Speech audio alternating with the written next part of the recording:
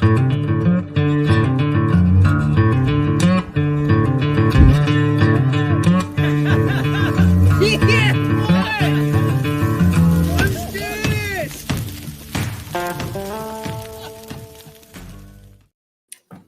evening. It's Monday, February 12th, 2024. Welcome to episode 50 of Porterhouse and Teal Live. Tonight's main topic, we're asking the question and seeking answers to who are the greatest among us, both from past and present day. We'll also be discussing the state of things here on our homestead, getting to some Q&A and rolling out a new segment called Did You Know? Well, how are you, Rebecca? I'm doing pretty good. Yesterday was a very special day. Got to celebrate my brother's 79th birthday. And to add to it, we had an added surprise. My brother, who we haven't seen for a while, happened to be in the same location. So I got to see him as well. Yeah, it was pretty cool getting caught up with him. I think it's been, 7 years since we've seen him? Yes. Yeah. The one brother. It's been 7 years. Yeah. So it's always cool getting reacquainted with family that, wish we got to see him a little bit more, quite honestly. But, it's nice to get that opportunity for sure. Yeah, man, 50 episodes. This is kind of crazy, actually. And I don't look at 50 episodes as being something that is monumental by any stretch of the imagination, but I did not actually think a year and a half ago that I'd even be doing something like this. So to be sitting here some 50 episodes deep is kind of actually cool. And hopefully we'll see if we can't stretch it off to 100. Maybe by next year we'll get to 100. We don't do a lot of these. We're not doing them multiple a week. And so it takes us a while to get to 50, and it'll probably take us a while to get to the next 50. And so long as it's still fun and we're having a good time doing this and people want to show up and participate in our lives, we'll continue doing this, I suppose, unless we get canceled for wrong think or harmful content. I don't know. But at this stage of the game, like I say, 50 is pretty cool. I would just say, never underestimate the power of what your tomorrow may bring, because again, it's nothing that I had ever thought that we'd be doing, sitting here on a Monday night talking and doing this live stream. So I want to thank everybody for participating in the first 50 and we'll hopefully continue, huh? Oh, for sure. For sure. Yeah, it's been a really busy week around the homestead for us. Temperatures are warming up. It's pretty nice. I don't know what it's like elsewhere for folks, but it's starting to almost a little bit feel like spring. Today was a really nice day, but the past 2 days prior to that was like, oh man, like 70 degrees. And you go outside and blue skies with the white puffy clouds and birds chirping. Oh yeah, birds are singing, and it just makes you want to be active. And I've been pretty active around here. It is planting season, and I really look forward to being able to get some things in the ground, because in a few short weeks, in fact, we're going to start to see things breaking some dormancy and putting on some spring growth. So this week I actually managed to get my potatoes in, and I got in 120 seed. So if everything works out good, I should have 120 plants or so growing for this summer's harvest. And that should hold us pretty well until fall. But I had a little bit of a less than great harvest over the winter, but all of that wound up being returned into seed. And that's what I wound up putting into the ground. And also, this year I brought in some topsoil, some more or less compost, but it's kind of like a topsoil, but it's really high quality stuff. So other than what you had made. Oh yeah. You brought in. Yeah. That's what I've been typically doing in the last number of years, is just whatever I make out of the compost yard is what I top dress my beds with and do a lot of amending and stuff, trying to build soil that way. But it's also a really good idea, if you can find high quality soil, to bring in some other different types of inputs, not only from what they're going to add nutritionally, but just microbially, the microbes. We just say it that way. It's good to just get that diversity. But one thing I would caution folks on is if you're going to do that, make sure you're getting your soil from a reputable place. It's really, really important because you can bring in some harmful things onto your property that can have kind of a long-lasting effect. And my son-in-law actually years ago, when he was starting his garden, when he was just getting going, he actually wound up getting some topsoil from one of those. It's like a landscape place where they have bark and they have gravel and all that sort of stuff, but they also sell topsoil, and he bought from them. And, you know, that's not their business. They're not in the business of selling compost. What they're in the business of doing is turning a buck. And so a lot of times what you'll find is maybe not the best quality of stuff from a place like that. So what happened to him is he wound up bringing a bunch of root knot nematodes onto his property that took him a long time to try to, eradicate. But yeah, just make sure that if you're going to bring in some compost or something from another area, it's someplace that's like really reputable. And yeah, that's what we did. I only brought in like 2 yards, but I don't know, I may bring in another yard or so just to kind of amend some of my hugel mounds and some of the areas I'm looking to try to develop. And it's always good to bring in that diversity if it's good stuff. Plants seem to like it. Yeah. They're looking pretty happy out there. Yeah. I'm happy that they're happy, I guess. Let me see who. Hey, what's up, Skanes girl? How are you? Tag's in the house. How you doing, brother? Hey, Tag. Good to see you. Yeah, pleasure. And I hope things are well with you all back in the middle part of the country. We're loving life out here, man. It's been just, like I say, springtime makes me happy. I know, working on the pool, trying to get it cleaned up. My grandkids already want to come swim, and the water's not exactly swimming warm. No. We heat our pool with the summer solar rays, and it heats up quite well with the heat that we get here in the valley. But yeah, it's not a heated pool by any stretch, and you wouldn't want to be getting in it right now. It is not the way to go. Yeah, good to hear, Tag. Say hi to B from us. Elusive, how are you, man? How's things over across the pond? Good to see you tonight. Yeah, also too, I got my onions in and probably put in about 300 thus far. And just the usual suspects, the white, the red, and the yellow. And, some are storage onions and others are more for just eating once they're harvested. But it's that time of year to start getting that stuff in here in our zone. Soil is plenty well to be worked, and I understand other places the soil in the ground is still frozen, so you guys aren't able to really get things in. But here in the temperate zone 9A where we live, yeah, it's that time of year. I also put in like 50 strawberries, just trying to bring in something that's like an edible ground cover. So I'll probably be adding some more, but it's always good to, if you can get something that has multifunctionality.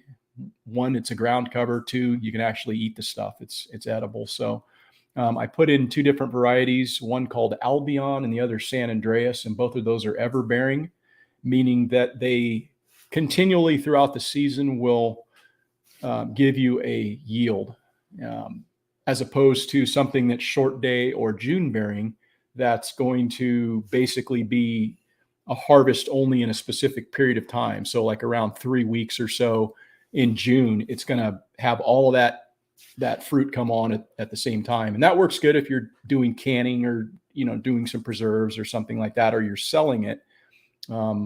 Those are typically the ones where you'll get like a larger strawberry, but I prefer something that's ever bearing, that's going to just continually produce. And then plus these ones send out a lot of runners.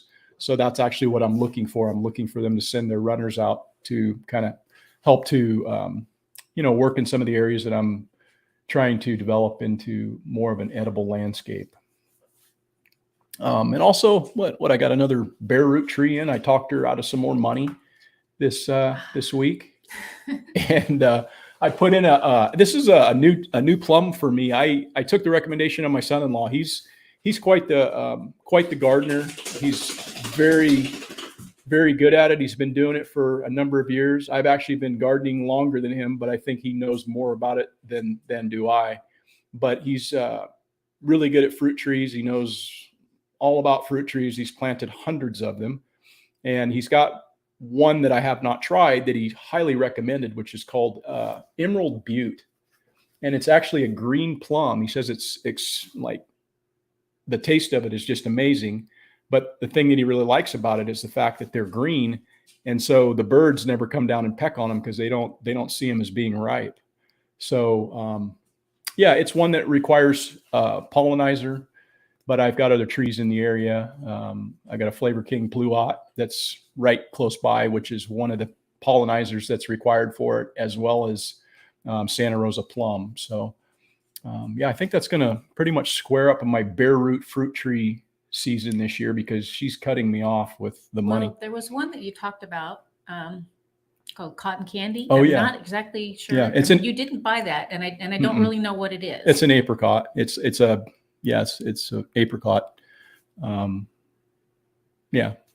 And so you didn't get it when you bought the other plum tree because they didn't have it, or? No, they actually have it down there. I just don't have a space for it right now. I mean, I could make space for it, but I just decided to opt out of it. She doesn't really like apricots much anyhow. So I used to have to pick them up. As a child, we had an apricot tree, and they would fall out. The squirrels would get up and eat them and drop them, and they'd get stepped on. And that was our job, was to pick up apricots. And so I just hate them. I hate them for that reason. Yeah. Wow, man. Elusive 323 says pretty good down here. The weather is good and the gardens are doing well. Had a touch of that autumn chill over the last few days. Yeah, you guys are in full on summer still, I would think, right? And you're New Zealand, as I recall. So that would put you on the opposite side. Yeah, that's cool. And Skane's Girl says it got down to 36 tonight. We got a freeze day coming next week. Going to do starts March 1st and keep my fingers crossed. Yeah. It's one of those things like we actually had a frost the other night. I was unprepared for it, quite honestly, but I came out and everything was just like, frosted up. Mm-hmm. But everything that we have out there right now is cold hardy and it's not an issue.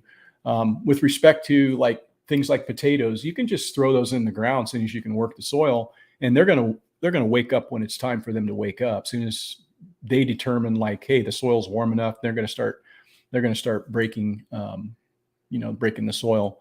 But the problem is sometimes you get that late freeze where you'll start to get that foliage on them, and then all of a sudden you get those late freezes that'll just, kind of really, really hurt you there. But yeah, we're not out of the woods for sure. We had actually a really late freeze last year into May, which is pretty untypical. Typically we get our frost tends to end by like April. Isn't that what kind of damaged the potatoes? Well, that's what damaged them here this winter. Yeah. We got a hard frost. I needed another 30 days or so to get those things where they needed to be, but the frost killed them back. Another thing I've been working on too, man, and this is like a game changer for me. I don't even know how I was able to live on this property and do the things that I did for the time that I did it without a tractor. But having a tractor has been an amazing thing, because when I first got it, I was like still thinking in my head, like, oh, I got to go do that. And then I wasn't even thinking I had a tractor. So I would be like, oh yeah, I can move that with my tractor. And now that's all I think about is like, how can I use my tractor to go do stuff? And I started some fence removal in the last couple of days. And I mean, that's something that it's something I honestly wouldn't have decided to tackle if I didn't have that tractor, because I mean, I've got stuff that's sunk in cement 3 feet in the ground, and I'd still be out there with a digging bar and a post hole digger. And then I'd have to try to wrestle this thing out of the hole, but backhoe, just pick it up, just a couple of scoops and it's out. And it's just like so amazing to have that. It's such a force multiplier. And had I known it's not that I didn't know. Well, I kind of didn't know because I'd never had one here to do anything with. So I've always just like done it with mechanical advantage and tried to outsmart the thing that I was actually trying to do. Just be smarter than the, thing I'm trying to move, and you can make it happen. I think I like it best when you were out in the field, dragging the field with your truck and some old piece of equipment that I don't know how old it was. Oh yeah. Yeah, no, I mean, I've been doing things the wrong way for a lot of years. And, I took that from my dad. That's the one thing that like, I really like that I got from him, is that we never had like great tools.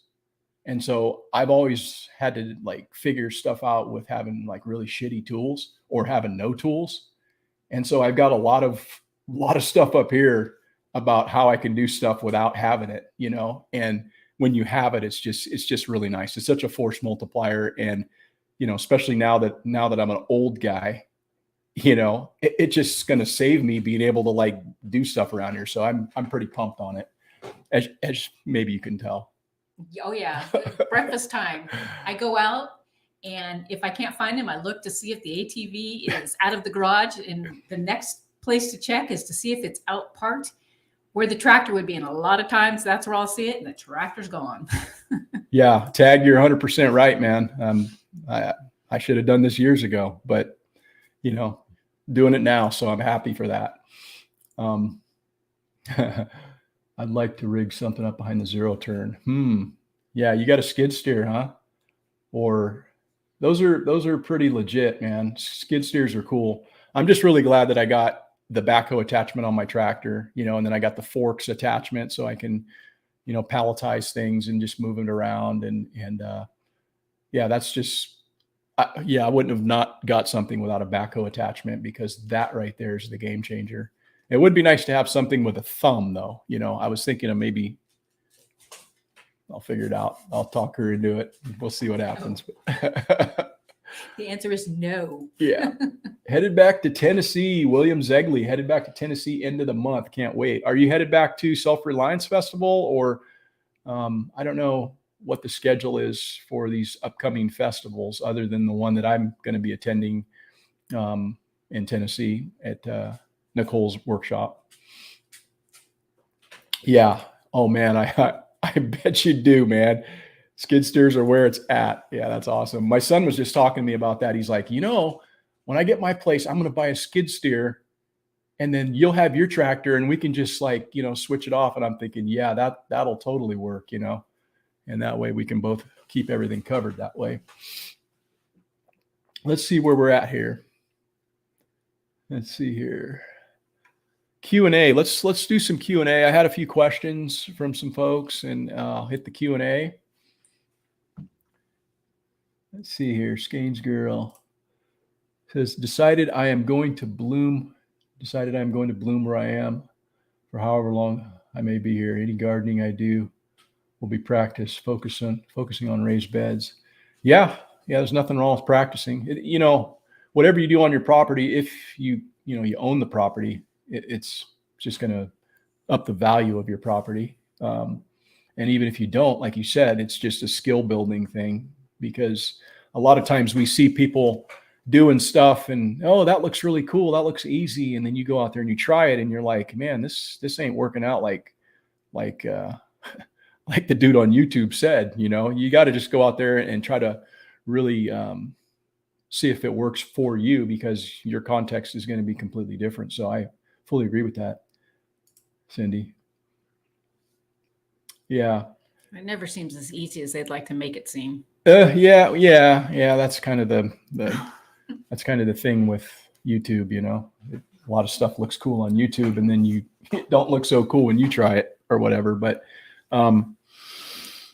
first question I have is, let's see here.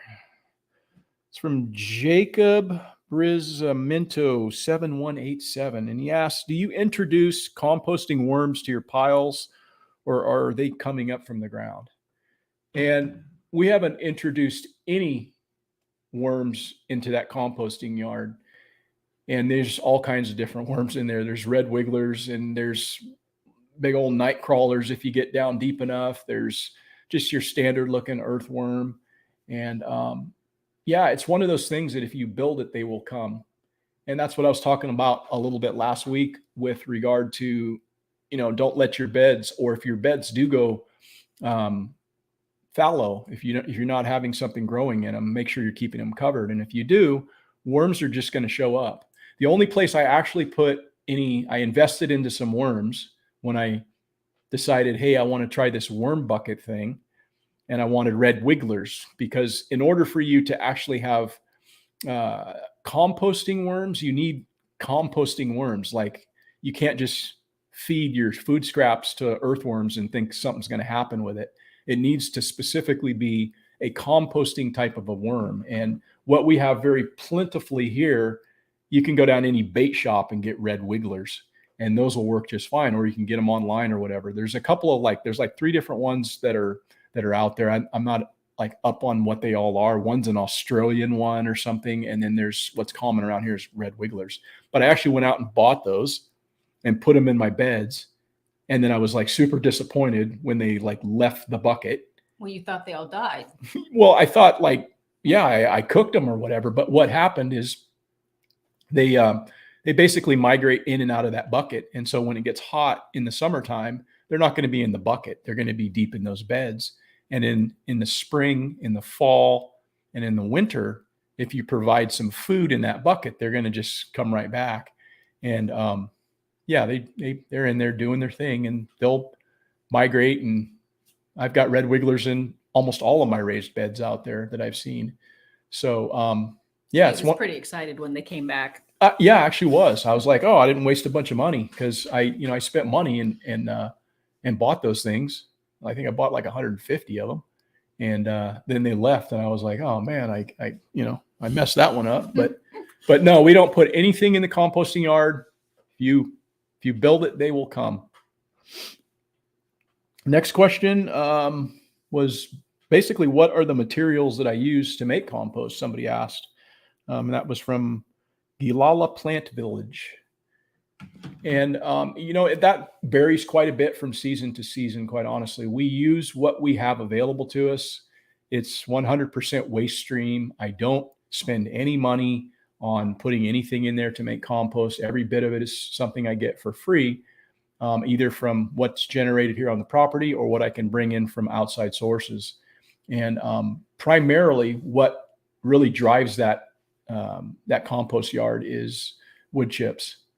And I use a lot of wood chips in there, a lot of carbon, so that it can help to soak up all that chicken manure. And, if I didn't have that in there to absorb all of that with everything else that I'm putting in there, food scraps or the nitrogen component, which is primarily grass, but a lot of times in the summertime, we have a lot more connections in the summertime with our supermarkets and stuff like that. We get a lot more produce in that time of year. And so if you don't have that carbon base, and we use wood chips to soak that up and to counteract that, it's going to be a stinky, nasty mess. And if you didn't have that carbon in there as well to soak up all that, chicken manure, it would be a stinky, it just would be terrible. So that's primarily what we use, but we use all different sorts of things. Leaves come in the fall. And then in the summer, in the spring, and in the fall, we have a lot of grass clippings around here. And that's primarily the green component, the nitrogen component that we utilize. And you use the steer manure. Oh yeah, animal manure, pig manure, steer manure, but that's generally in combination with some carbon source that we use for their bedding, and we bring that bedding in. And coffee grounds, we get a lot of coffee grounds from one of the places that we frequent here in town. We like to patronize them. And then in turn, they always give us their coffee grounds. So I've got a ton of that to go in there as well. But it just depends on the season is what I wanted to kind of get across from. There are some lulls. There's times where it's not as abundant, but we managed to make it through and get it all work. Yeah. Yep. Hey, what's going on? Potpourri of Life. Good evening. Hogs 14, how are you, man? Good to see you again. And this last question is regarding wood chips, and it's from Mandy Garrett, 1706. And she asked, how do you source so much wood chip? We have 60 acres of property that's rural and away from town. So I'm having problems finding sources to dump a lot of wood chips, but so far, no luck. And what I basically said to Mandy was, one of the best ways that I've had success in doing that is actually just approaching the crews that are working in your area. So if you happen to see a tree crew that's working for the utility company or some arborist, tree company, go up and ask to speak to the supervisor. Usually there's a crew of about 3 people, and you're going to want to speak to the person who actually can make a decision. So just go up and ask for the supervisor, and then just say, hey, look, I'm at such and such location, if you wouldn't mind, you can use my place as a dump site. The thing that I would say that is very important to them is making sure that it's completely accessible and that it's well marked and it's not out of their way, because they're not really going to be driving down a two mile, driveway or something that's out of their way. One thing is, as well, is a lot of times those trucks won't get filled up all in one day. Sometimes it takes them a couple of days for them to actually fill it up. Other times, depending on where they're working and their workload, they might need to dump more than once in a day. So if you can just let the crews know directly, that's generally the best way to do it. I've made a video kind of talking about some of the other avenues and ways that people can get wood chips. And I provided Mandy the link so that, if she wants additional information, she can watch that video. And I cover some of the other things that I do in there as well. But the thing that I've actually had the most success with is, like I said, that direct contact. Because like I say, you can put the sign up, which I've had success with that, putting a sign up with your phone number and stuff, wood chip dump and that sort of thing, and going by their offices and leaving your number and all of those sort of things. There's other types of services called chip drop and stuff, which I actually haven't tried.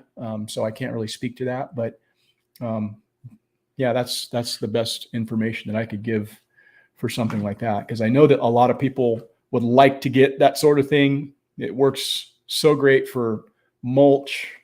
I mulch all over the property with my plants, my trees, my garden beds. And then it's used to make, fabulous compost. So,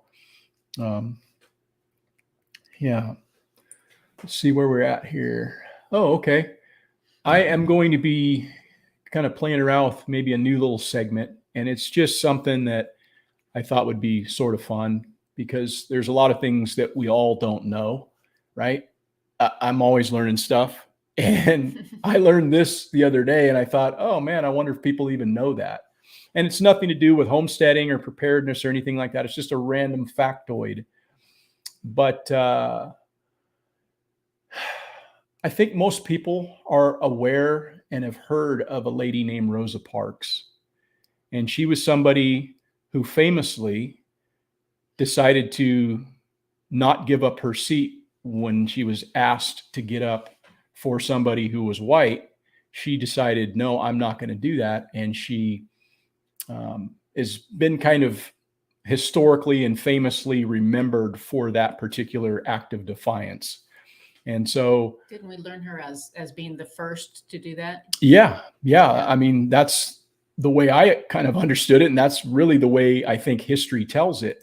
But the fact is there's a lady, and did you know this lady's name is Claudette Colvin? And she actually, she did this some months before. I think it was like 9 months before.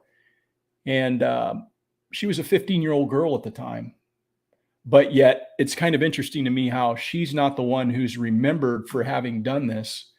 And I don't know exactly why that is, but it was basically the same type of a thing done by a young girl, Claudette Colvin. And I thought what was interesting about her is this picture right here that you're seeing is when she was, I think, about 12 years old, because this was in like 1952, I think it was. And she decided to do what she did in 1955, as was also Rosa Parks did that in 1955. So she's like 12 years old here, but she's actually still alive today, and she's not dead yet. She's like 84 years old. But I just thought that was an interesting thing to throw out there. I didn't know that.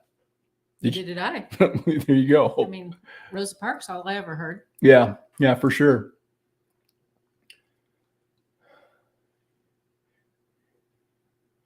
Yeah, let's see here. Mark down a thing. Make a truck. Get in the car. Yeah. Let's see here. What are we at? Oh, next. We're coming up on the main topic of the evening. Boy, that was quick. Moved right through that. The main topic is, who's the greatest among us? And I think that there's really no way that you could possibly even get close to acknowledging all of the amazing, great people that have come before us and that are out there still currently today. But I'm talking about this specifically from my lens and Rebecca's lens, and how she sees who's the greatest among us. And I'm sure that, people that might listen to this would have somebody maybe different in mind. And I don't know. I think that I'm thinking about people who have, sacrificed their comfort basically in favor of supporting maybe a cause greater than themselves. And in my opinion, it would be kind of hard for me to kick off this discussion without first mentioning family. I think for me, it seems kind of like a cliche thing to say, but it's really how I see it through my eyes. And, it's families who made me who I am, and our families collectively have allowed us to be here. And what we've done is created a family that her and I share. And, it's largely what drives me to do what I do, And so I think that's really the most important. I do. In my opinion. So I hold my older siblings very accountable for things that I've learned that without them, I would have never learned how to be able to. My brothers were wonderful in the fact of teaching me how to work on a vehicle. And matter of fact, the one that I just saw that I hadn't seen for 7 years, I had a Triumph Spitfire when I was much younger, and I needed to be able to change parts in there. And he had basically told me, just take the new part, set it down next to the old part, and with colored tape the wiring, and then so that they were the same. I'm not explaining this very well, but the wire on the left, and you just match the wires back up. So I could take like a carburetor out, put it back in, and connect the wires. And that's basically how they helped me work on this car. It was extremely helpful. I would have never learned that, never would have come up with that idea myself. I hold them at a high. Yeah. I mean, family relationships are great. I think we all want relationships, and we all seek to be a part of, a community and build friendships and all of those sort of things. And that's all super important. But the bottom line is that, families are the ones that you're going to spend time with. They're the ones who are going to call you when, it's your birthday. They're the ones who were there when you were born to greet you into the world. And in most cases, for some of us, they'll be the only ones that are at your bedside when you leave. And so it's kind of one of those things that, again, I don't want to beat the point up, but it's very important to me. It's very important to Rebecca. So I think, that's where I needed to start with who's the greatest among us. Yes, I also hold my mother very accountable. Things that probably embarrassed me when I was a child, I find myself doing the exact same thing. So I attribute that to her. And I hold her at very high standards. Yeah. Thanksgiving is that one holiday that I really look forward to for those reasons, because we get an opportunity to, break bread with family and spend time. And it's time where you get together and you're not feeling the obligation to have some kind of a monetary gift exchange or some other, false reason. It's merely just to get together and celebrate family and that sort of thing. So again, And we host Thanksgiving here. So we have both sides of the family come, and it's a wonderful event. Yeah. Yeah. The next greatest among us, in my opinion, is the founding fathers. And, without their efforts, this country would not even exist. I think the most amazing thing to me about the founders is that it's now some couple hundred years removed from the first documents that they used to craft what we are still governed by today, the Bill of Rights and the Constitution. And it started with the Articles of Confederation and all of those sort of things. And the fact that they've withstood the test of time is just a testament to them and their absolute brilliance.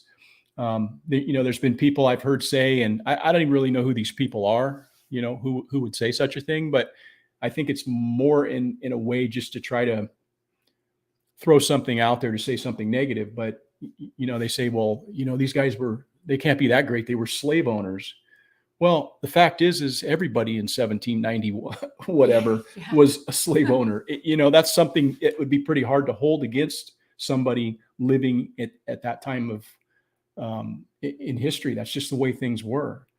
I think what makes them special is they actually created a document that allowed the amendment so that the abolition of slavery could actually occur, and that's a testament again to their greatness. It's widely known that there's like 7 key figures, 7 key founders, and those are John Adams, Benjamin Franklin, Alexander Hamilton, John Jay, Thomas Jefferson, George Washington, and James Madison. But there were many, many, many people responsible for the crafting of all of those documents. And, it's an incredible thing. If you actually get an opportunity to read some of the things that they wrote, they were very learned and intelligent people that it makes you wonder, how have we fallen so far when we can see our elected officials now are more or less like retarded in comparison. I mean, seriously, they're just a bunch of ass clowns.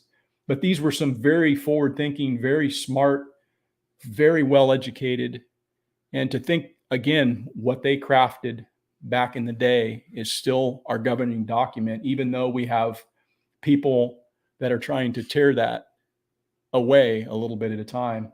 Again, it's just, I think they are some of the greatest among us. I want to pull up a picture, which is pretty cool, if I can here. Prior to doing that, do you remember, I don't know, it may have no longer been on the TV when you were young. There was a commercial that was, it went, I'm just Bill and I'm sitting here on Capitol Hill. Yeah. Those kind of things need to come back. They were more educational. Yeah. No, I agree. There was all of that. And that was all stuff when we were kids. Mm-hmm. Yeah. What was that called? Schoolhouse of Rock? No, something like that. Schoolhouse of Rock or whatever.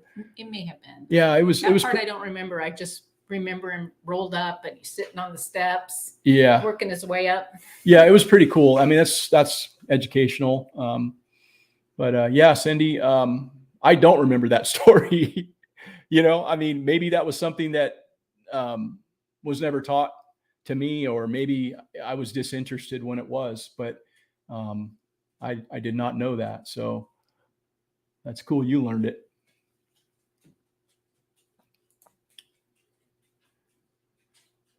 Yeah. Let me pull up this picture.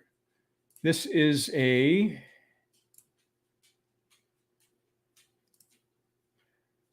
picture here of John Trumbull's painting, and it's the Declaration of Independence depicting or it's a painting called the Declaration of Independence, and it's depicting the 5-man drafting committee of the Declaration of Independence presenting their work to the Congress. The painting can be found. This is another did you know? Maybe you did. I didn't. The painting can be found on the back of the U.S. $2 bill, and the original hangs in the U.S. Capitol Rotunda. So, did you know that? I did not know. I did not either. I also didn't know that George Washington's hair was not a wig. Yeah, that's another did you know? Right. Yeah, there was a lot of stuff that was false as it related to, back in the day. It was his own hair. Mm-hmm. Let's see here. Okay, what do we got here? Hold on, guys. What do we got here? Yeah, Schoolhouse Rock. That was Grammar Rock. Grammar Rock. Grammar Rock. I thought it was Schoolhouse Rock. Junction. What's your function? Yeah. My bad. Yeah, Schoolhouse Rock. Yeah, I thought that's what it was. We're dating ourselves. Yeah, no, well, whatever, man. You gotta that's a part of the celebration of living this long. It's okay to date yourself. It's okay to get gray hair and wrinkles and all that shit. I mean, that stuff needs to come back though. Kids need to learn that kind of stuff. Oh, they do. The preamble to the Constitution because of Schoolhouse Rock, for sure. Oh yeah. Yeah. The next, as far as who's the greatest among us, I would say that, in my opinion, it's got to go to the American soldier. And for me, it's really hard to specifically outline individual people, because I think collectively as a group, whether it's the American soldier or the founders of our country or family, I'm looking at that more or less from, there's so many people to choose from, and there's so many people worthy of, in my eyes, being the greatest among us. And why they're the greatest among us is because they were asked to do something that they may not have been fully aligned with. Mm-hmm. And yet they stepped up and did what was asked of them. My opinion on war is that not every war is equal. And just because, you've been asked to do something, you should have the right to think about whether or not it's, just or not. And I don't hold anything against anyone for, let me rephrase that. I would say that certain people who have served deserve, in my opinion, more level of respect. I don't know if respect, but just as far as me looking at them in a way that elevates them over and above somebody else who serves. And I appreciate everybody who's, served this country, but I don't look at every serviceman with the same level of respect that I give to somebody who has had to go over and take a life, or had to go over and lose their life, or had to come back with less than what they came, left with, which is losing a limb or something like that. And then having all of the mental and physical scars associated with warfare is something that I think to me, those are the people that I look at and I say, man, they've really done it. And the reason why I say that there's this distinction between some servicemen and others is because people say that about firemen. They say, oh, thanks for your service, you're a hero. And, it's like, man, no, I'm not a hero. I'm just doing my job. I haven't done anything heroic right here. Don't elevate me beyond what, I'm getting a paycheck just like the next guy. And so just because you're in an industry doesn't necessarily make you somebody great until you do something that's great, in my opinion. So that's what I'm trying to convey here. But I think that there's a lot of people that can definitely fall into that, for me, as far as how I view them. One of the folks I want you to take a look at, and this is a guy named Jake. So let's watch this and you tell me what you think. 5 years. How come I'm still alive? I'm still alive. Jake Larson was 21 years old when he stormed Omaha Beach with his Army unit. After 75 years, he returns for the first time. For Jake, the beach today looks dramatically different. The sea here is clear. It was bloody bodies. What can a person say now, except that war is hell? Jake then talks about the moment he decided to run for the cliff. I stopped for a cigarette behind that berm, and my matches were wet. So I turned to my left, and not 3 feet from me, there was a soldier. And I said, "Buddy, have you got a match?" And he didn't answer. I looked again, and there was no head under the helmet. The soul of that boy inspired me to up at that instant and run for the cliff. The motto of his unit was "To the Last Man," which he had pinned on his hat. To the last man. Jake is the last surviving member of his unit. I am the last man, yes. And when asked about what he'd like for people to know about the war, he said this. Don't remember me. Remember all those guys that sacrificed their lives for freedom that we all enjoy today. And remember, freedom is not free. Thank you, Jake, for your service.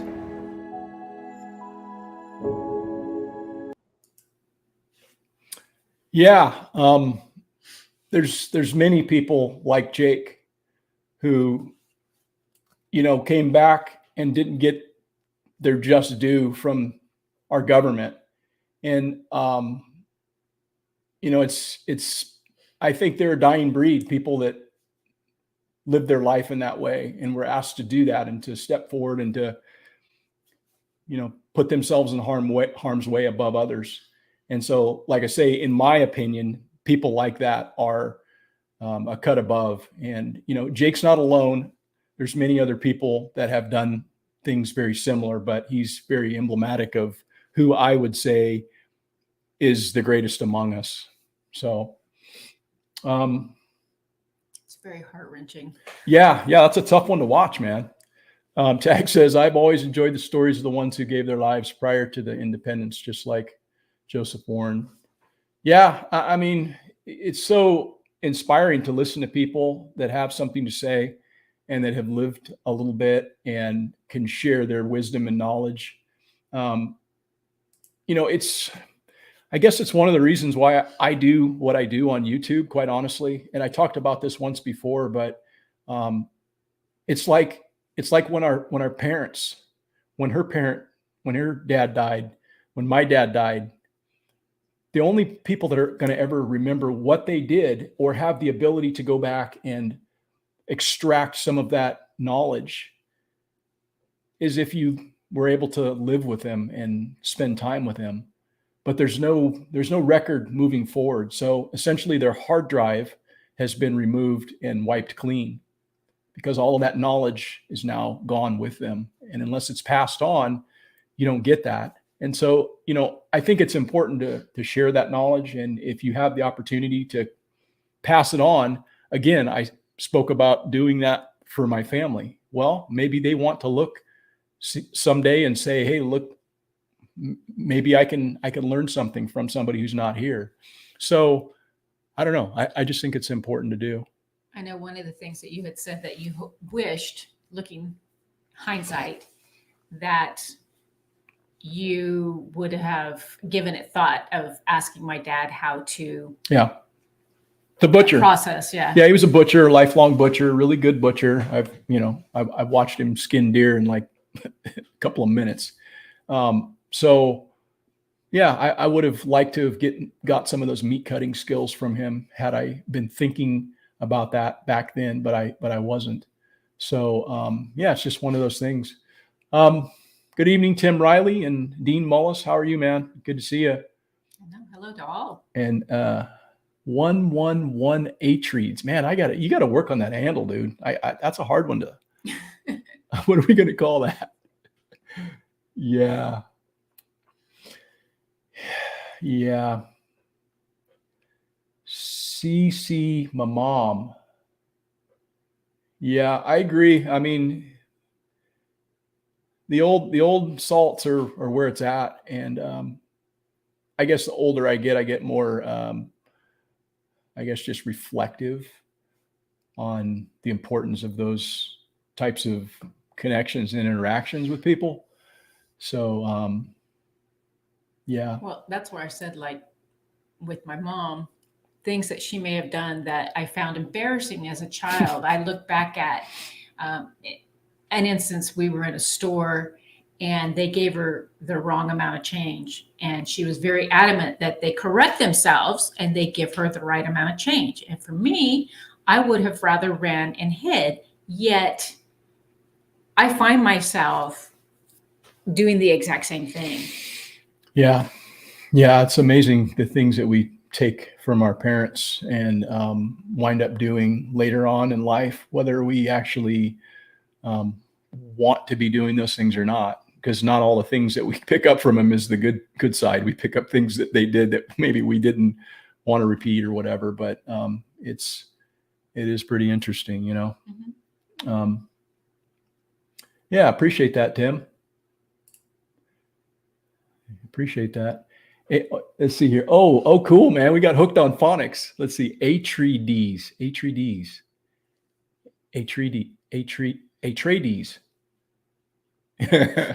Right on. Atreides. Can you remember that?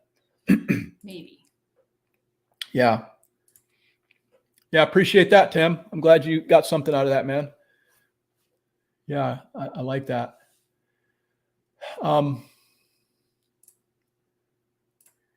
Yeah, let me move on to the next thing here. The next group of folks, I guess, is the outspoken ones. And the outspoken ones are the ones that they actually go the hardest at, not because of the things that they say are lies, but because they're actual truths. And all of these people that I may speak of, you know, I don't think they're really among the greatest among us because of their personality or something like that. I think it's because of what their spirit represents. You know, and that's one of rebellion. It's one of questioning authority and speaking the truth and discrediting the town criers. So I'm sure a lot of people have heard of the town criers, if you may remember from 7th grade or whenever it was that you learned about town criers. But they had the bell and they'd ring it, hear ye, hear ye.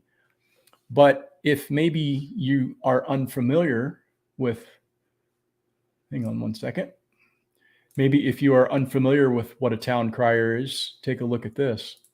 Like to get your news? Well, in the medieval period, the local town crier was the source of news for most people. Town criers would go around with a handbell and announce the latest news. See, at the time, most people across medieval Britain and Europe were illiterate, so a crier's job was to keep everyone informed of the latest news or latest proclamations from the monarchy or local nobility. The lack of access to information at this time made this an important job, and since they were often sharing official proclamations about things like taxes or laws, they were protected under the ruling authority of the area, and basically acted as their representative.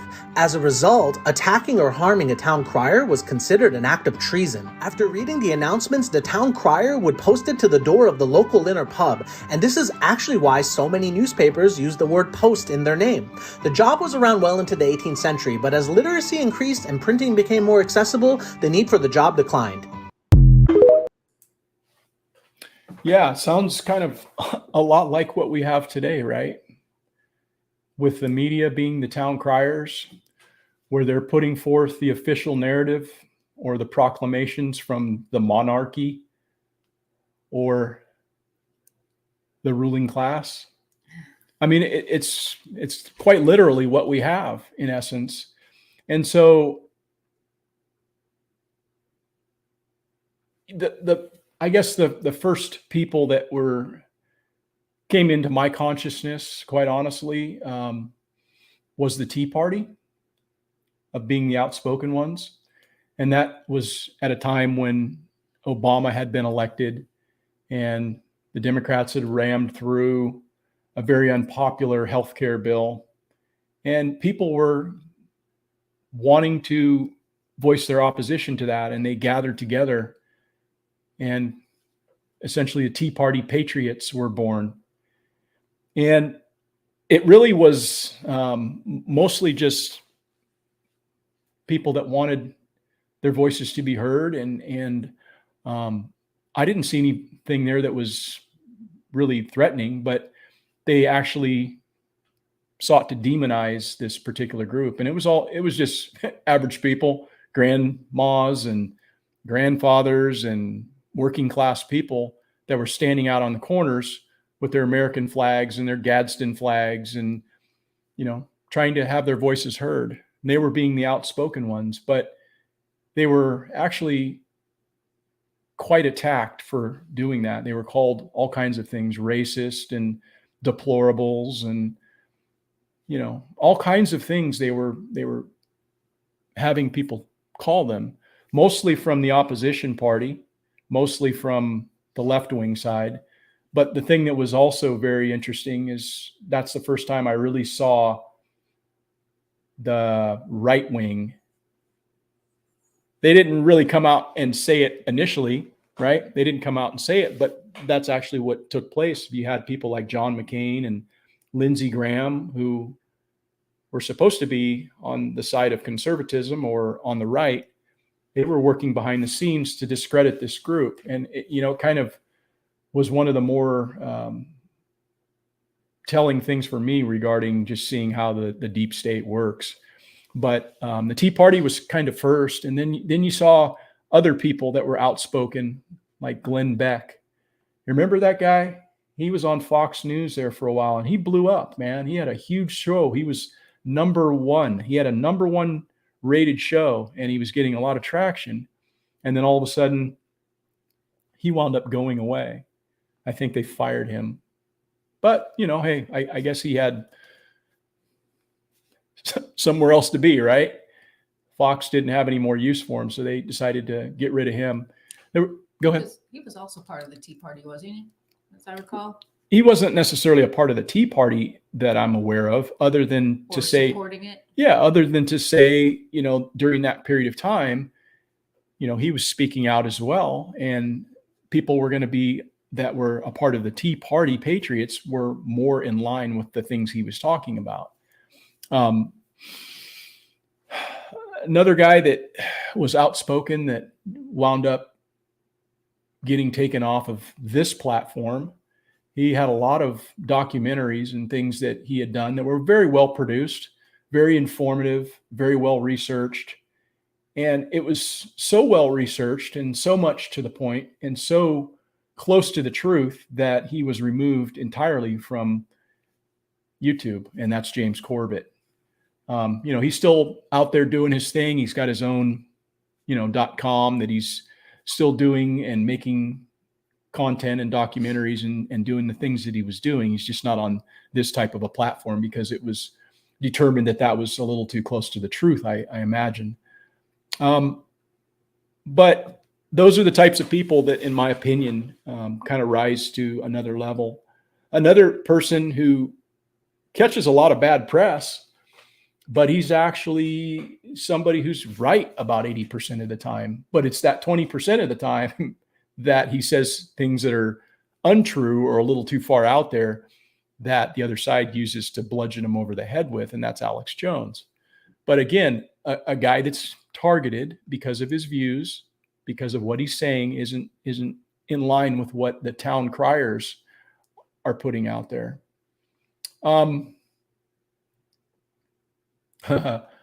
Rush Limbaugh.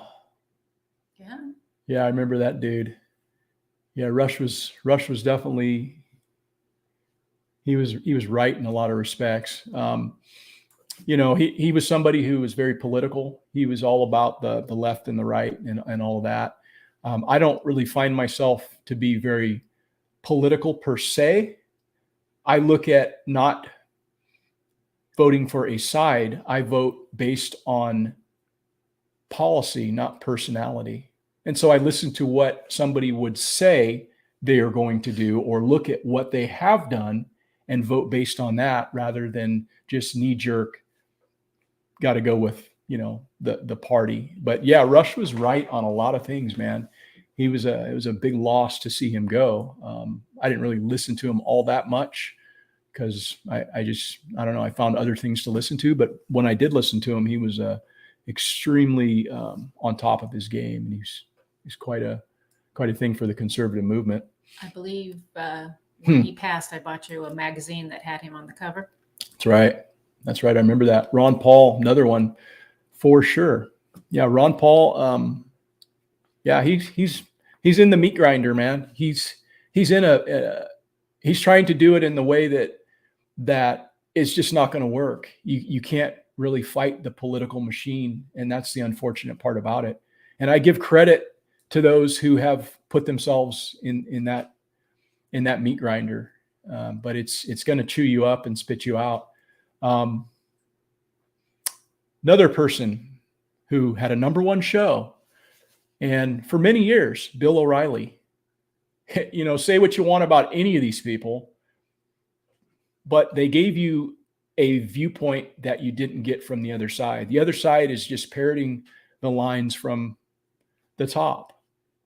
And then so when you get that other side, there's going to be slings and barbs and arrows coming your way. And Bill, if he wasn't a conservative, I'm sure he'd still be there because he has a #1 show and he had a lot of people following him. But I think people are following people like this, not because they want to be lied to or they want to listen to a conspiracy theorist.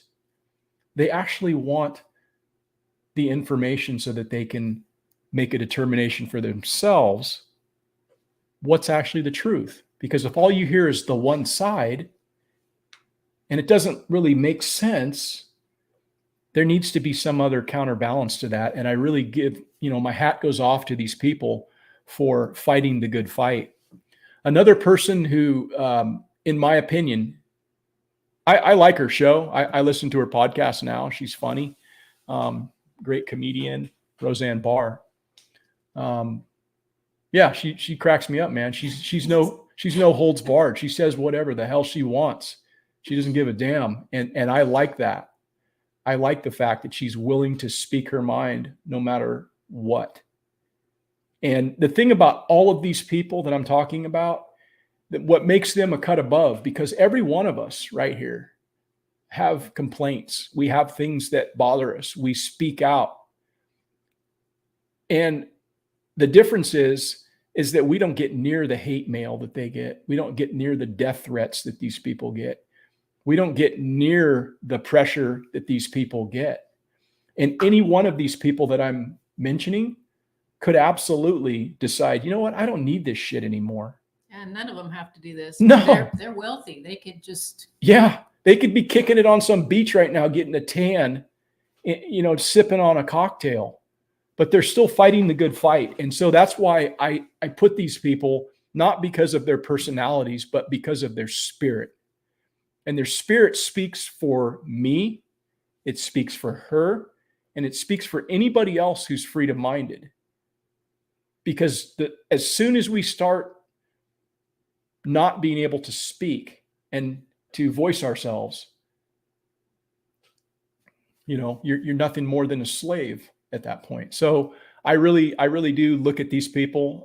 It's an interesting thing with Roseanne because she actually is the only woman in history, from what I understand, who has had 2 #1 shows, 2 #1 sitcoms, but yet she was fired from that because she tweeted something and, they construed it as her being a racist, which, that's clearly not true, but that's always the line that the other side throws out at you. And in fact, what they a lot of times do is they say the things to you that they are actually doing or they are themselves. Yes, they're telling you about themselves, usually when they're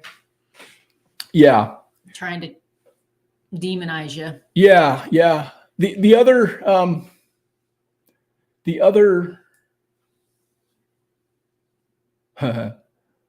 Bill O'Reilly. Yeah, I liked Bill too. We'll do it live. Yeah, when he lost it, man, on that Inside Edition thing, that just like, that's the best clip ever. When he's like, "Fuck it, well," yeah, that's like a classic Bill O'Reilly right there. That dude is just like, yeah, he's a pissed off Irishman. I like that guy. Yeah, Roseanne Barr show. Let's see here. Love watching the Roseanne Barr show on YouTube. Yeah, she's definitely no holes barred. Yeah, she is very unfiltered. And I appreciate that kind of candor.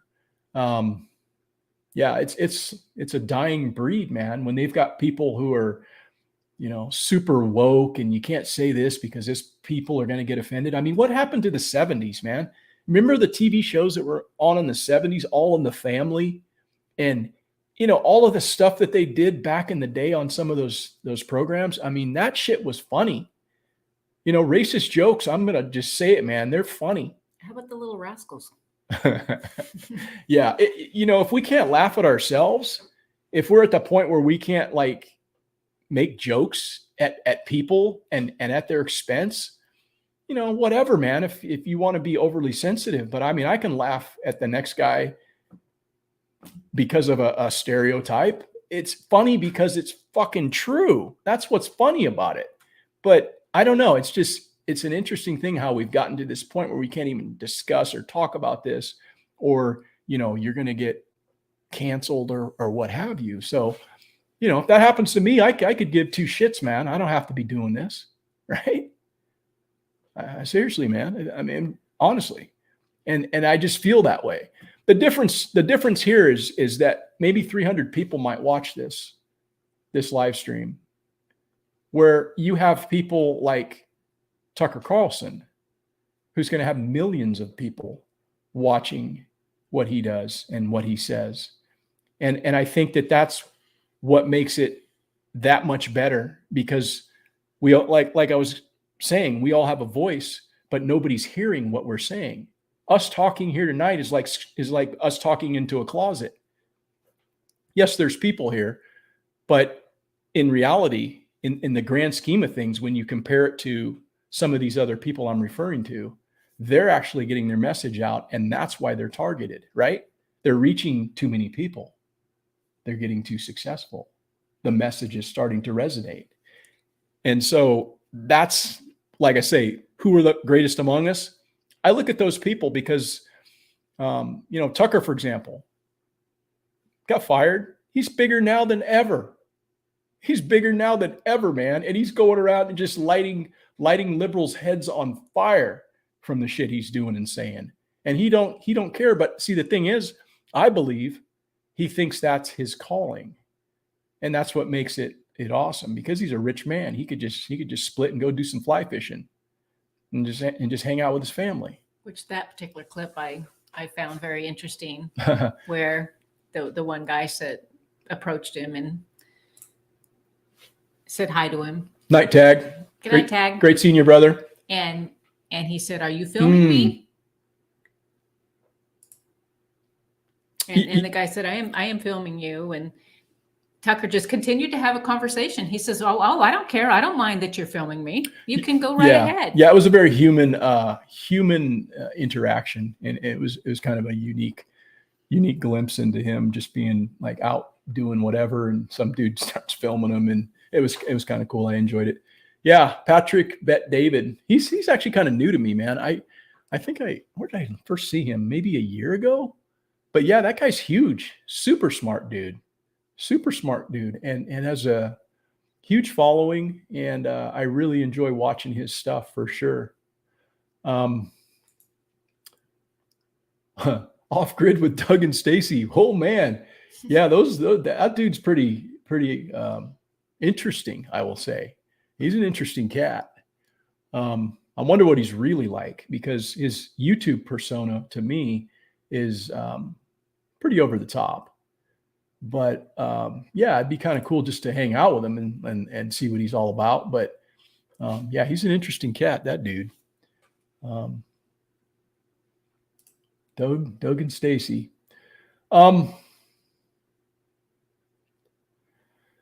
Yeah. So I think the next group that I would like to maybe acknowledge is just political figures, and they're fighting an uphill battle because they're in the swamp. They're a part of, the establishment, so to speak, but they're fighting against the establishment that's super entrenched, that's very deep, that's very clandestine, that's very shadowy, that's very making people like almost vanish.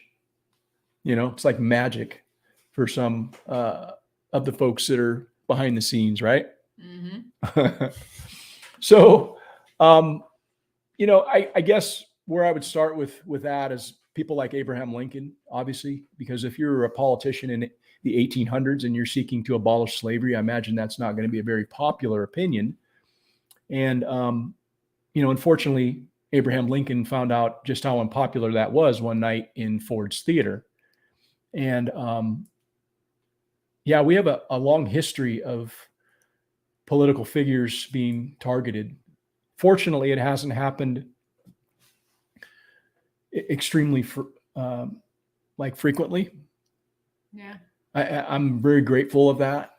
I think that is a terrible thing to have happen in this country. It kind of tears at the soul of the country when you have your elected officials being assassinated. I think that's just an awful thing. And fortunately, we don't have that many, but we do have a long history in it. And a lot of it came in the civil rights era, with JFK being first assassinated. And, I was not even born when that happened. But, from what I gather, he was a pretty great man. He was a forward-thinking guy. He's a Democrat, but the Democrat Party of today is so much different than what they were back then. They were actually sensible and said a lot of things that made a lot of sense to a lot of people. And I think that's why, of that time period, people still have a great love for people like JFK and RFK.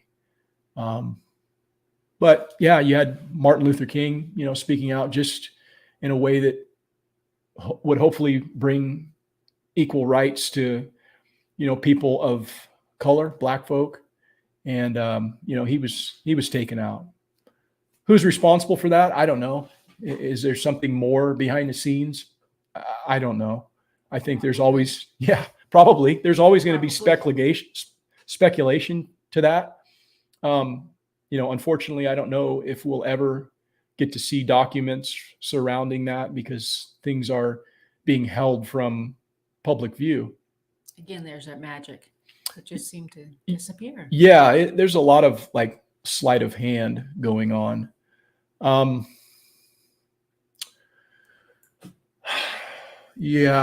don't know, man. I'm just fortunate. I'm just grateful that it hasn't like gone to the next level again. But I mean, the way things kind of are in this country, you could easily see that happening just with everything that's happening. But I would like to show you this next clip, and it's RFK Jr. And he was actually at his father's funeral. There's a little picture of him in this clip of him at being one of the pallbearers and such. And he's got some interesting observations, which I don't disagree with. I think he's right on the money. In fact, I think there's a lot of people who've opened their eyes to seeing the corruption within. I think they would tend to agree with his assessment of things. But, also Eisenhower, right? Eisenhower warned everybody of the military industrial complex. He's the one that kind of kicked it off. And I mean, it's been going on ever since. And that's really kind of what drives a lot of policy. And yeah, unfortunately, this guy, he'll never be president. He'll never get the nomination. That's for damn sure, because people are going to see to that he won't get it. There's a plenty of politicians that won't get, like Ramaswamy, right? You can't come out saying stuff like that, man. You can't come out talking against the deep state like that and think you're going to get the nomination. And then if you were to get the nomination, think you're going to get the presidency. You just can't do that, man. But anyhow, let me roll this clip for you guys. And I think there's a lot of truth in this. When your uncle, John F. Kennedy, was president, was assassinated. You were 14 when your father, who was tipped to be, and I'm sure he would have been, one of the great presidents if he'd lived. You were 14 when your father died. You had to be one of the pallbearers there. What impact do you think that had on you? And what impact has it had on you now as a politician, now running for president? I think it had an impact on the world. I think my father and uncle were fighting against this emergence of a military-industrial complex, and their deaths really marked a fork in the road for our country and for the rest of the world, where we started down this road towards corporatism, what I call the corrupt merger of state and corporate power that is driven by large industries like pharmaceutical, oil and coal industries, the pesticide industries. But the spear tip, of course, is what Eisenhower warned us about 4 days before my uncle took office, which was the rise of the military-industrial complex, which has turned America into a warfare state. We spent $8 trillion on wars since the war in Iraq, and we've got nothing in return. If you like this video, Yeah, I think there's a lot of truth in what he had to say right there. And that's part of the problem why he'll never be elected, because he's speaking a little too close to home, a little bit too much about what's happening on the inside. And that's not who the donors and the political class and the people that are pulling the strings behind the scenes want to see. They don't want to see somebody who's going to be a disruptor. So yeah, I like Vivek. Phoenix, man, I get that. I liked him too, but I could tell right from the start he wasn't never gonna, make it. And I still think he was there to help boost. I think he was part of Trump's party. Yeah, That's just my feeling. Maybe so. I agree with this right here wholeheartedly. People have got to pull out of the left-right paradigm. They're all bought and paid for by choice bloodlines. Yeah, it's kind of weird, man. Like, we fought to, or not we, but Americans fought to break away from, the rule of the king. But yet we almost kind of have this monarchy when you start looking at the bloodlines as it relates to who we keep putting into office. It's just a bunch of nepotism. It kind of started with John Adams and stuff with the Adams and then Johnson and a couple of Bushes, and then they tried to run Jeb. So what, we're going to have Bushes times 3. It's just this recycling of the thing, the Clintons, and then of course Hillary, which I think it's hilarious. Yeah, I think it's hilarious. She got sent packing twice, right? And then she has to sit there with all the other first ladies just fucking frosted, man. She's just burning up inside thinking, I should be president, wearing her little man pantsuit. I should be president, and she's sitting there as the first lady next to Bill. She's just fucking boiling inside. That. But anyhow, it's this like, and now they're thinking of running like Obama's wife, right? That's what they're talking about. But just still, I mean, like, can we do better than that? It's just another term for Obama. Yeah. Oh yeah. This will be Obama's 4th term. Yes. Since we're currently in the 3rd one right now, but that's what they keep saying, man. They keep saying he's like she's a dude or something, I mean, she's pretty masculine. She's got some shoulders on her, man. She's got some arms. And sometimes she looks pretty masculine, but I don't know. Yeah, the Hegelian dialect, it's the problem in they'll come up with the solution. I get it. Yeah. Yeah, I get that for sure.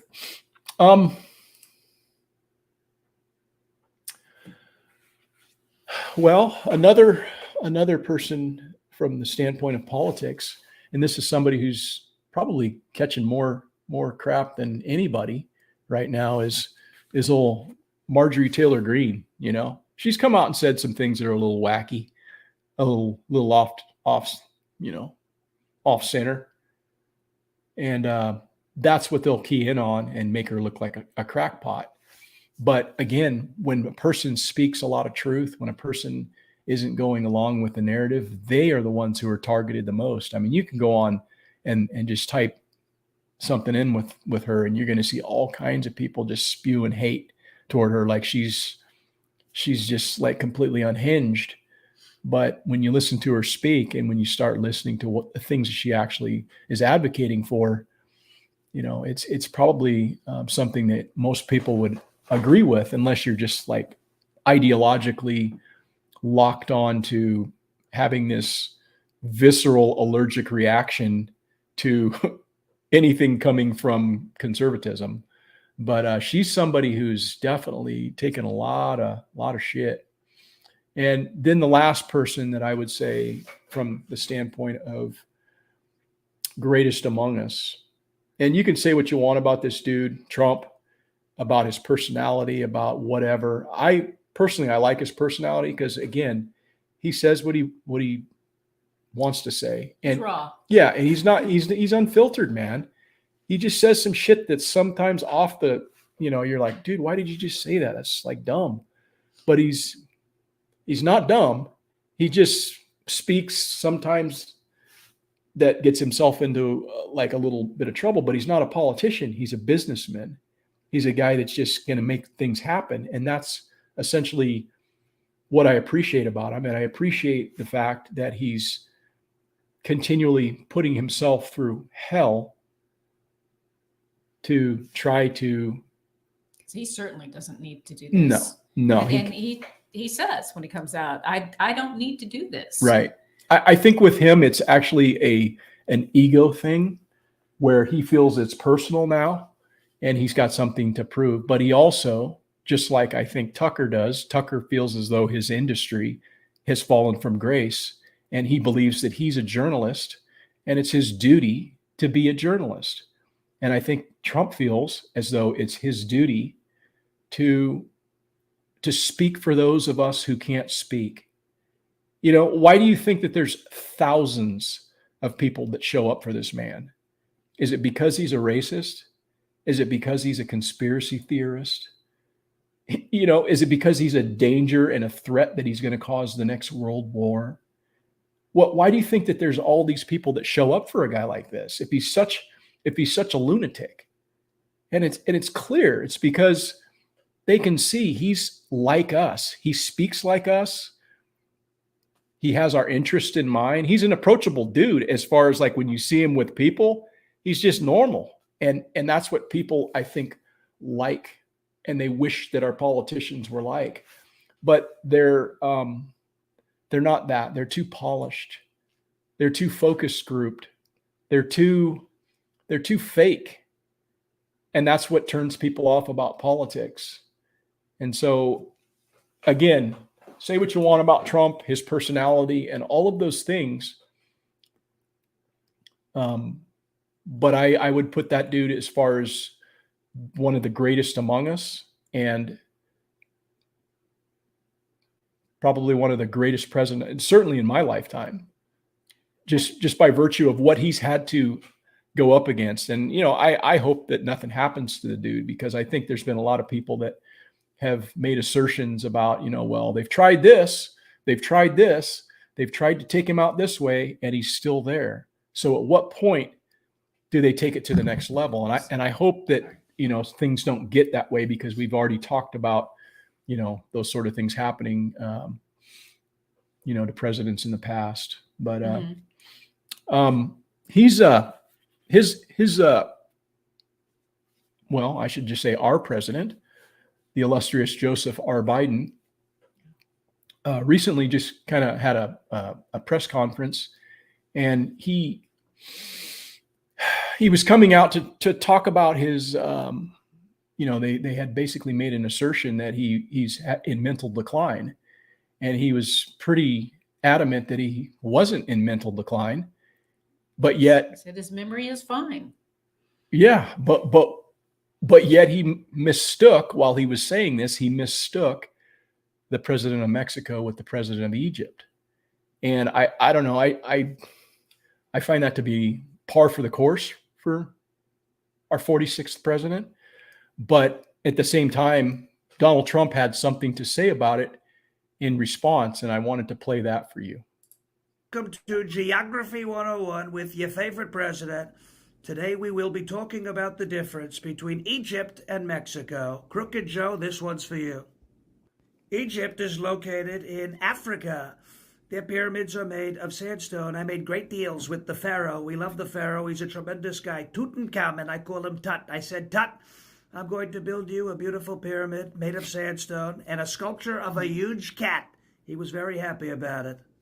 Mexico is in North America, and there's a lot of bad hombres coming across the border. They're not sending their best. But I got along very well with the Mayans, and we built their pyramids. I said we have to use steps because we don't want Crooked Joe to make it to the top. These are the differences between Egypt and Mexico. There it is, number 45, DJT in the house. Yeah, that guy does a pretty good Trump. There's some guys out there that do really good Trumps, but that one wasn't too bad. But yeah, just to clarify, because we don't want Sleepy Joe getting lost. He'll still get lost. Man, it's it's not even funny anymore, man. Like the dude is like not with it, and it's kind of it's troubling to think that we have that as the leader of the free world. And he gets up there and just mumbles and says like wacky stuff, and then then his like press secretary has to go out there and just like, she's got the hardest job in Washington, just sitting there trying to just lie after lie after lie. And it's an interesting thing, man, to watch. And last time, she really had a hard time. Yeah, dementia's nothing to have. Dementia's nothing to like make fun of or whatever and make light of. It's a pretty serious thing for a lot of people. And yeah, I don't know. It sucks, man. Then were you gonna say something? Oh, I was just gonna say I actually feel sorry for Joe now that they send him out there by himself and knowing full well that he was gonna. Well, that's interesting. We were talking about that because that last little press conference that he where they shuffled him out there and he was sitting out there by himself screaming at the reporters, and it was kind of a disaster. He was just making stuff up, and they like fact checked a bunch of stuff that was like, dude, that's not even true. But it's almost like they're trying to throw him under the bus now. It's like they've used the dude up, and they're trying to scramble to put somebody else in there. So they're almost just throwing him to the wolves. And I can't imagine why they would have sent him out there like that, because he's not equipped to deal with that. Obviously. Yeah, I'm glad you like that, Sydney. YouTube is deleting RFK Jr. posts. Yeah, well, maybe this one I might get a warning for this, or a strike or something for this video. I don't know. Whatever. It's all good. Midwest Ribeye. Hey, thanks for dropping in, man. I appreciate it. And good night. Have a good evening.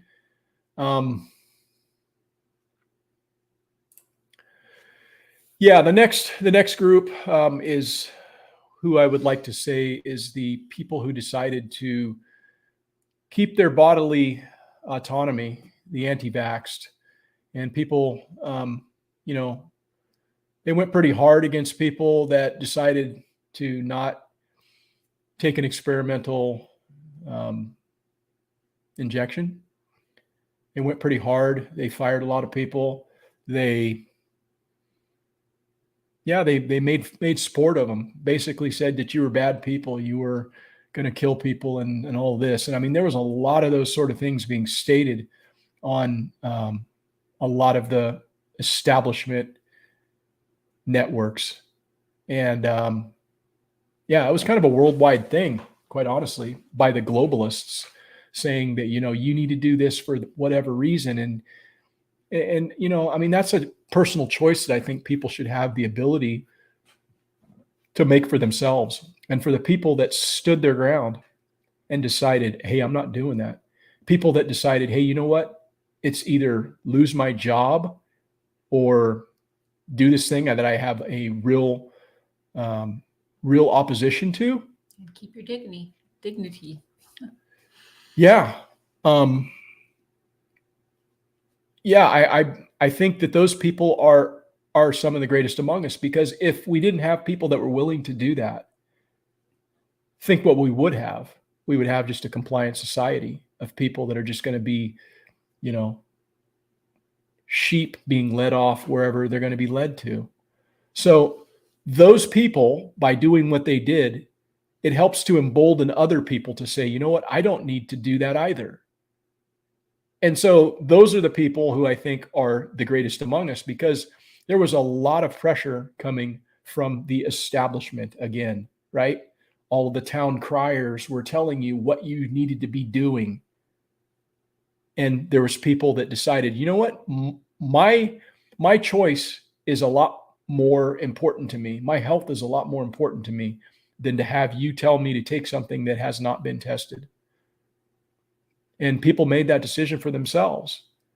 And like I say, I think they're some of the greatest among us, quite honestly, because they paved the way for others. I do have another video, if you don't mind. And this one. Hello, everyone. My name is Brendan Fogarty. I was a captain for the New York City Fire Department. I served for 20 years, and I went from being essential to being disposable from the mandates. And my religious exemption was denied, and I received those threats of termination, and I retired. I would love to go back to my job. I normally get nervous when I speak in places like this, and I always say this prayer: God, grant me the serenity to accept the things I cannot change, the courage to change the things I can, and the wisdom to know the difference. We're going to be on the right side of history. The people who are against us are against civil rights and religious freedom. We deserve to have our jobs back. I could feel this crisis you have of people who can't figure out how to close this gap. Get rid of the mandate, okay? We'll get our jobs back. That'll narrow the gap. Get rid of the mandate so you can attract more people who actually have values in their lives and will come and work in this city, okay? I never took this job to be rich. I took it to be secure, okay? I knew I wouldn't get rich, but I was told it was a secure job. I have 4 children and a wife. And then they say, it's over. I would have been better off becoming a Met or a Yankee, but I gave up that dream in 4th grade, all right? 5th grade MVP right here, Good Shepherd Little League, all right? I had a shot. Not anymore, okay? I gave my best years to this city, 20 years, from 21 to 41, and then they take it away at the peak of my earning career. I made it to captain. I went through that process. You should be ashamed of yourselves. You should be ashamed of yourselves. Eric Adams is going to be on the wrong side of history. The people who look by are the same people who thought slavery was okay. The same people who thought segregation in Shea Stadium was okay. Thank you very much, You sir. segregated us. I was allowed to work in this city, but I wasn't allowed to eat in a restaurant in this city. Thank you very I much. was allowed to work through the pandemic, but I wasn't allowed to eat in a restaurant. Okay, I could wear the uniform, go to a burning building, but not eat here. Thank you What's very much, wrong sir. with you people? Trust the science. Thank You you, guys sir. are fucked up. Thank you. Quiet. Yeah, there's a lot of people who lost their jobs and were forced to make a choice of maybe going into retirement or choosing another career. And I mean, I think that's awesome. It's what again paves the way for other people to realize, you know what, I don't need to do these things that they say that we need to do. And I'm somebody who has always questioned authority, even though when I worked for an agency that was an authority, I question a lot of things. And I think that that's what we should all be doing, is asking questions rather than just going along with what's being told to us. So for those people, I think that they're awesome, and some of the greatest among us. I guess in the last folks that I would like to maybe talk about are people that have just informed us in a way that maybe we wouldn't have had the information had they not stepped forward. And that's people like Julian Assange, who's not even an American citizen, but he's being, held elsewhere at the request of this country. And the dude's been in prison for like 13 years, I think. And it's an interesting thing, he's just being a journalist and putting information out there. And, it was so much close to the truth that they decided to, again, lock this person up as somebody who's not willing and fit to be in society. So again, I think that speaks more toward the people doing it rather than the people that they're locking up. You have to really think about that, or at least I do. And the last person would be Snowden. Mm-hmm. Right?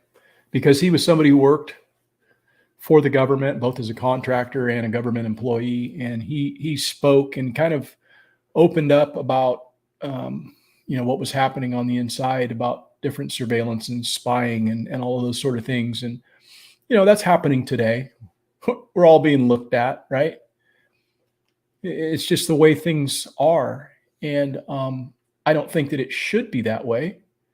We shouldn't have other Americans spying on Americans that haven't done anything wrong when we have as many problems as we have. But he was really kind of instrumental in drawing light to that and exposing that as a whistleblower. And, most agencies, I know the agency that I worked for has whistleblower protection. So if you're somebody who is talking about some impropriety that's going on, on the inside from the standpoint of management,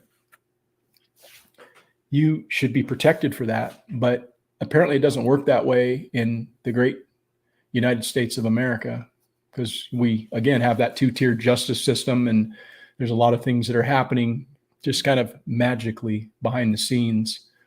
But I think that a person like, Edward Snowden is somebody who I would consider, a great person among us because of that, because of his ability to put himself at great risk to inform us. And it's unfortunate that some of these people that have lost lives for their outspokenness or have been imprisoned for their outspokenness, they probably didn't see that coming. Maybe they did.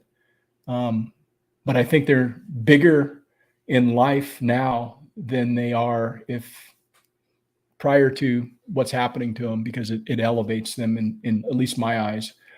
So I want to just leave you guys with this last clip, and it's a clip of Snowden kind of talking about something that I think is give you something to think about. Was born from an act of treason against a government that had run out of control. This is not to say that breaking the rules is something that should happen all the time, but we should always make a distinction that right and wrong is a very different standard than legal and illegal. The law is no substitute for morality. Every act of progression in our nation's history has involved tension with law, and that's because the laws were wrong. Yeah, that's pretty true. It's something to think about. We always look at laws like they're, what's the law? And there's a lot of laws that are unjust, and that's just something that I think free thinking people are going to make a determination for themselves, whether or not they're going to carry out something that's unjust. Just because you've been given the authority to do something doesn't make it just. Just because you've been told, hey, this is what you're supposed to do, doesn't make it just. And it's interesting how people can sleep well at night when they know they're doing something that's unjust. There's a lot of people that are doing a lot of things that are pretty goddamn crooked and corrupt, and they're doing so without due regard for their fellow man. And I don't know. I just think that's an interesting thing, because that's how we get to the point where we can just say, hey, I was just following orders, right? When you're sitting there on trial for the crimes that you've committed, that's always the defense. Well, I was just following orders. You have to actually think when you're carrying out some of these things, is it the right thing to do? And who's going to take a stand for it? But I don't know. It's interesting. People get a badge and an authority, and then they go and they do things that, because they've been said, yeah, you can do this, does it make it right? And that's something that people, I guess, should think about. But a lot of people have lost that ability for discernment. So, yeah, man. What's up, Braid? Good to see you, brother. Yeah. We're not really talking about the scandemic so much, but just kind of talking about the people who, we kind of look at and think that they're maybe like some of the greater people among us. And it's more so because of what they've had to do to say the things that we all really say on a daily basis. Well, they're at a higher level, so they've got a voice for us. They do have a voice for us, and they've also been targeted as a result of that, because of that expanded reach, right? Again, I'm talking in a closet here, but if I was reaching 1 million people, pretty good chance this wouldn't like probably Wouldn't fly. Wouldn't, well, yeah, who knows? I mean, it is what it is. I think free speech is something we all need to exercise, despite what they don't want you to talk about. I think we need to talk about certain things and do so in a way that's respectful and thoughtful. Mm-hmm. Right. I'm not, again, trying to like inflame anybody or make, any kind of a thing that's incendiary. We're just having a conversation here. But I do think that there's people worth recognizing, even though those are people that, certain people in society, in our government, wouldn't really think that they're great people, because they have a different view of what it means to be, a great person. But yeah. Yeah. Hey, I think we're going to bug out, guys. I really do appreciate you guys hanging out with us. I appreciate you being lively in the chat. And I always look forward to, coming here and expressing ourselves and sharing a bit of information, maybe talking a little bit of politics. Letting us vent. Yeah, some of it is somewhat of a vent, because I think we all need to talk and just express ourselves, man. That's one of the things that we supposedly have as a right. But I don't really even look at what we have as rights. I look at them as permissions, because they can be taken away. Mm-hmm. Exactly. If it was a right, it would just be natural. And I think that's what we're all born with. We're all born with thoughts in our head, and that's something they can never take from us. We can always have those thoughts and those dreams, right? But they can take your freedom away, but they shouldn't be able to take your ability to express yourself away.